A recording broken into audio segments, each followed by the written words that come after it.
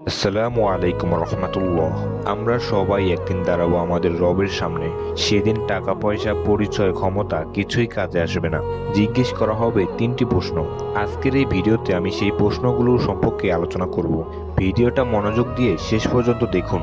প্রথম প্রশ্ন করা হবে, তোমার জীবন কোথায় কাটালে? আল্লাহর দেওয়া এই সময়গুলো তুমি কি কাজে ব্যয় করলে?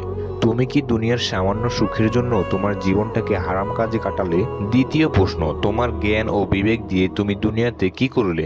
আমরা জানি ফজর নামাজ পড়া ফরজ, কিন্তু পড়ি না। আমরা জানি গীবত হারাম, কিন্তু তারপরেও গীবত করি। জেনে শুনে আপনি যদি অন্যায় এবং খারাপ কাজে লিপ্ত থাকেন, তাহলে আপনার জ্ঞানের সঠিক ব্যবহার হচ্ছে না। তৃতীয় প্রশ্ন, তোমার সম্পদ কোথা থেকে আয় করছো এবং কোথায় ব্যয় করছো? আপনি নিজেকে নিজে এই প্রশ্নগুলো করবেন। জীবনের সময় কোথায় ব্যয় করলাম? জ্ঞান শিখে কি করলাম? সম্পদ কিভাবে আয় করলাম আর কিভাবে ব্যয় করলাম? আমরা যেন সবাই এই প্রশ্নগুলো সঠিক উত্তর দিতে পারি, আমিন। ভালো লাগলে একটি লাইক দিবেন। এরকম ইসলামিক ভিডিও পেতে চ্যানেলটি সাবস্ক্রাইব করে রাখুন এবং আপনার মতামত কমেন্ট করে জানান।